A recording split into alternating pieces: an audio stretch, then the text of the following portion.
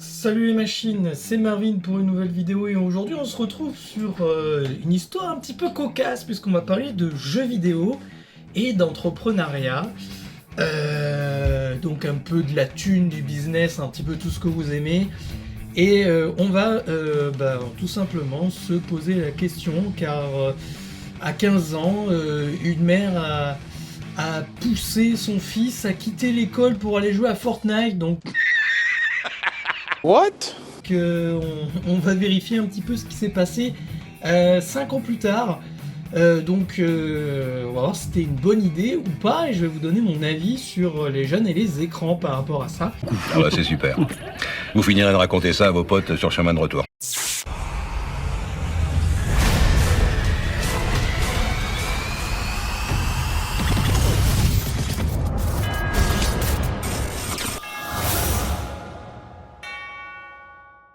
Alors, nous retrouvons évidemment sur le site de jeuxvideo.com. Ça fait longtemps que je ne suis pas allé sur ce site-là.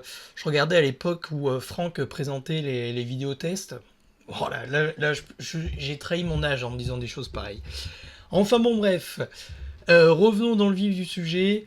Donc comme le dit l'article, le monde du jeu vidéo est en constante évolution, de plus en plus d'opportunités pour les joueurs passionnés comme Kyle, jeune homme de 15 ans qui a arrêté de suivre les cours de manière traditionnelle pour se concentrer sur Fortnite, décision encouragée par sa mère qui a vu les talents de son fils pour le Battle Royale populaire et qui apparemment est une initiative qui porte toujours ses fruits aujourd'hui.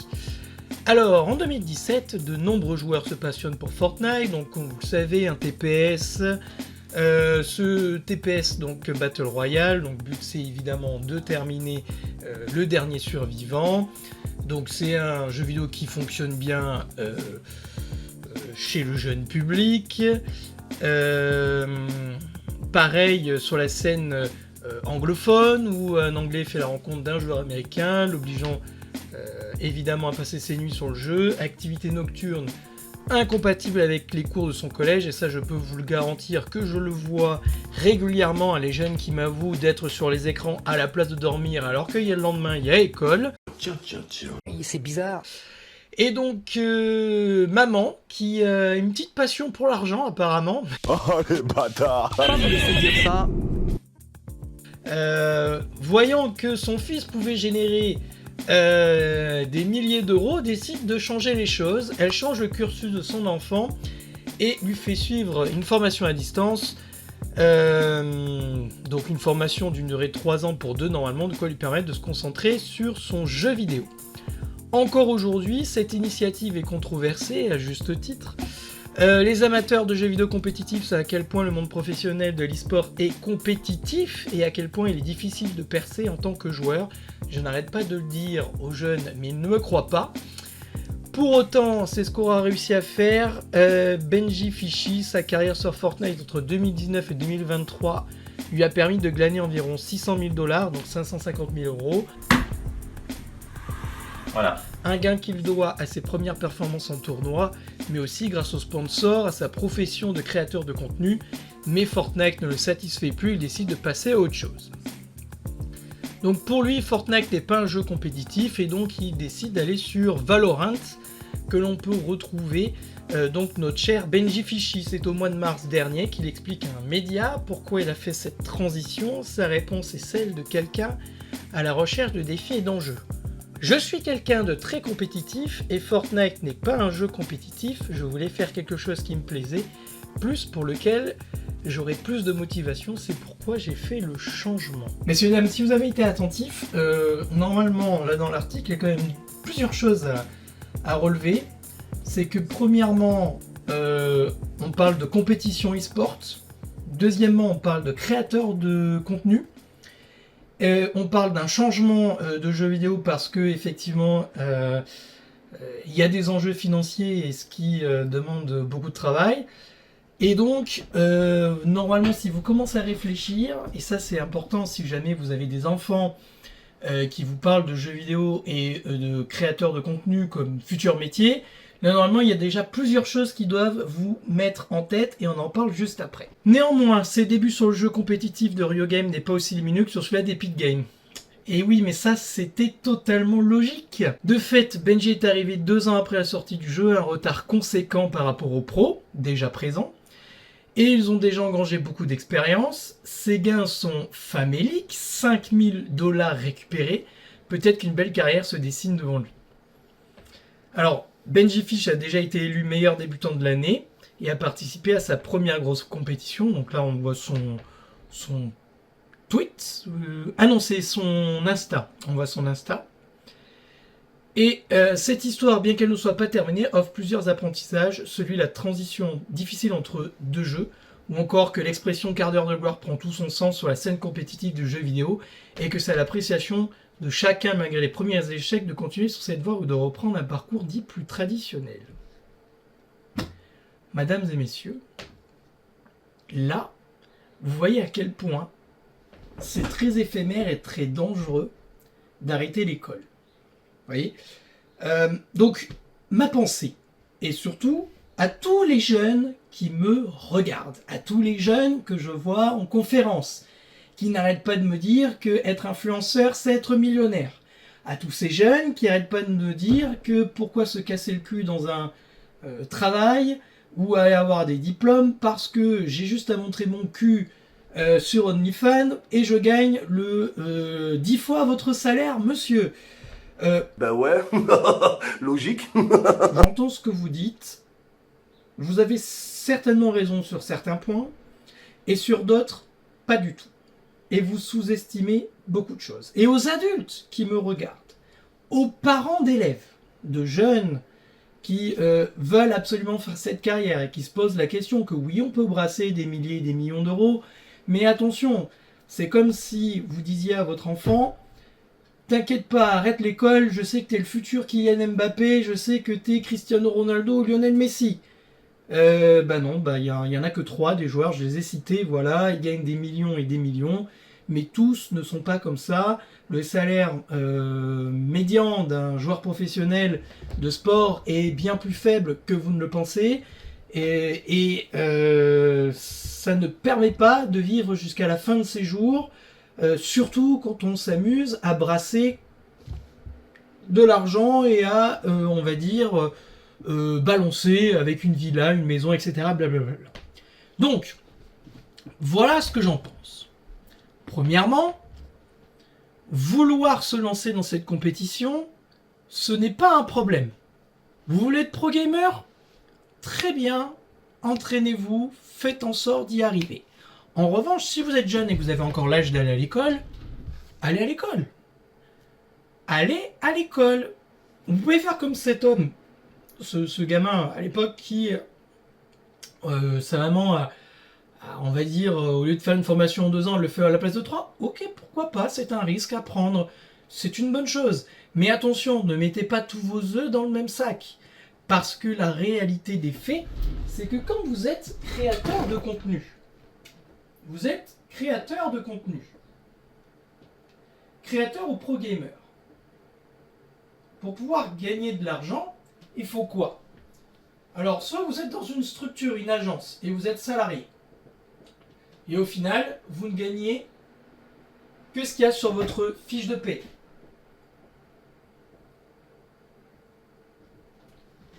Hop là, fiche de paie, merci d'écrire ça correctement. Alors, les avantages, c'est que moins de gestion, c'est régulier, mais en revanche, vous êtes peu payé et vous n'êtes pas libre. Mais vous avez un travail somme toute classique, d'accord ? Mais il faut réussir à être salarié. C'est-à-dire que soit vous avez une agence, soit vous avez une équipe professionnelle de pro gamers. Voilà. Sinon, et ça c'est la voie qu'en général emprunte la majorité des gens, c'est que vous êtes entrepreneur.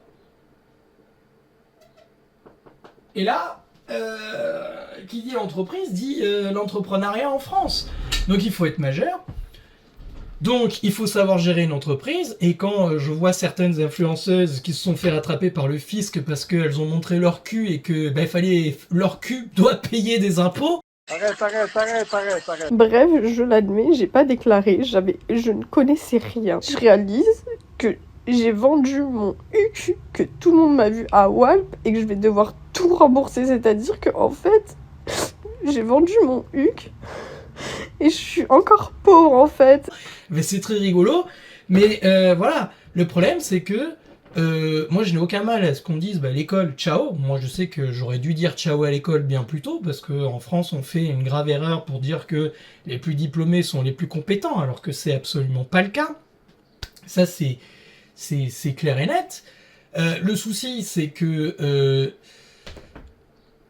avoir une entreprise, c'est pas oublier qu'il faut beaucoup travailler.